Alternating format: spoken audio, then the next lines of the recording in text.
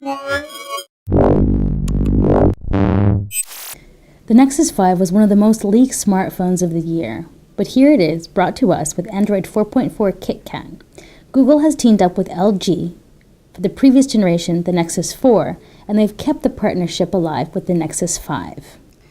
So here we have the Google Nexus 5 for unboxing. This is the official handset from Google, who has partnered with LG. LG actually made the previous developer edition handset, the Nexus 4. The Nexus 5 comes with several new additions, mainly LTE, which the Nexus 4 didn't have. Under the hood, it has a Qualcomm Snapdragon 800 processor at 2.26 gigahertz. This is a quad-core Crate CPU. It's running Android 4.4 KitKat, which is the latest operating system from Google, and it's strictly vanilla, so you don't have any manufacturers getting in the way with their custom skins. It's a 5-inch smartphone with a full IPS display, so that's 1920 by 1080. So if we open the box and it just pops on out, you can see that it does have a Corning Gorilla Glass 3 display there, so it did not crack. It also comes with a specialized pin, so you can pop in your SIM card. We have some multi-language guides, and this is a European Nexus 5, so we have an EU adapter as well as a micro USB cable. Now, so the phone weighs in at a very light 130 grams, which is great. You can see that the 5-inch display has a plastic cover on it, so if we just kind of pull that off and see how that goes. If we take a look at the back, it's made of that fabulous soft touch plastic. It feels really good in your hand, and even though it's plastic, it kind of gives them that premium kind of look and feel. One of the things that you might notice is that it does kind of pick up fingerprints just a little bit. There is a plastic cover on the enormous camera, so that's actually an 8 megapixel camera. And this is actually the same one that's on the LG G2, so this actually takes some really fantastic photos. If we take a look around the side, you can see that we have a power button, so that tiny little hole there is where the custom SIM goes in. On the other side, you can see that we have a raised volume rocker. Now this actually is a ceramic volume rocker, kind of feels a bit customized. On the top we have our headphone jack, and you can see right there there's also a noise cancelling microphone.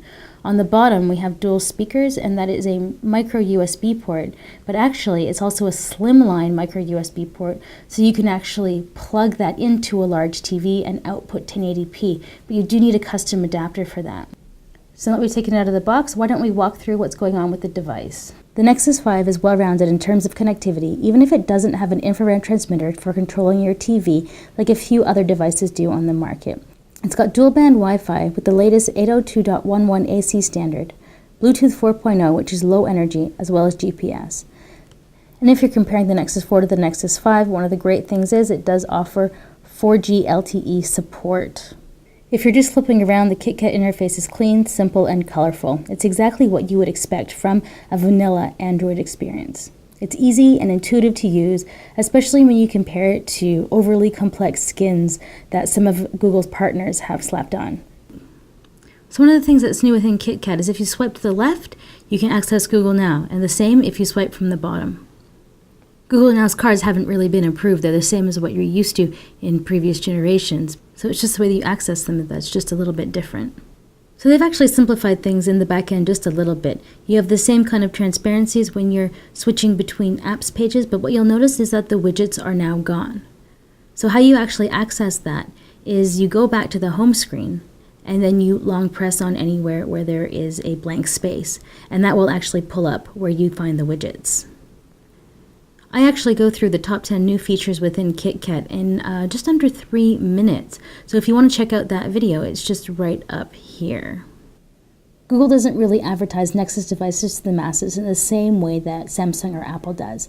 And Nexus devices are generally not exactly on par with other flagship handsets in terms of build quality and performance. However, the Nexus 5 is definitely one of the best smartphones around, and it definitely is one of the best value Android smartphones around.